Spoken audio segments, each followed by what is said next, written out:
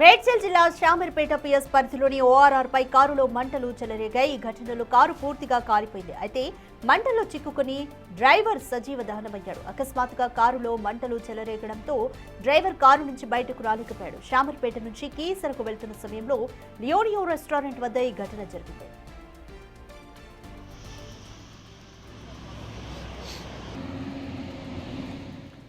More details మా ప్రతినిధి సుజాత అందిస్తారు. సుజాత, శామీర్పేట్ పిఎస్ పరిధిలో ఓఆర్ఆర్ పైన ఓ కారులో మంటలు వచ్చి పూర్తిగా దగ్ధమైంది. డ్రైవర్ కూడా సజీవ దహనమైనట్లుగా తెలుస్తుంది.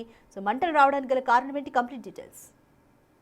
రాధిక, తెల్లవారుజామున షామీర్పేట్ నుంచి కీసర వెళ్తున్నటువంటి ఎకో స్పోర్ట్స్ కారులో ఒక్కసారిగా డ్రైవర్ నిద్రమత్తులో ఉండి కార్ని పక్కకి ఆపి నిద్రిస్తున్నటువంటి వేళ కారులో వెనుక భాగం నుంచి ఒక్కసారిగా మంటలు వ్యాపించాయి. దాన్ని గమనించినటువంటి డ్రైవర్ డోర్స్ ఓపెన్ చేసి బయటకు వచ్చేలోపు పూర్తిగా కారు మొత్తం మంటల్లో చిక్కుకుపోవడం, డ్రైవర్ బయటికి రాలేకపోయాడు. కార్ డోర్ లాక్స్ అప్పటికి లాక్ అవడంతో అతను పెద్దగా కేకలు వేసినప్పటికీ కూడా అది ఓఆర్ఆర్ పరిధి కావడము, ఆ టైంలో ఎలాంటి వాహనాలు అటువైపు వెళ్ళకపోగా అప్పటికే మొత్తం కూడా అతను సజీవ దహనం అయ్యారు.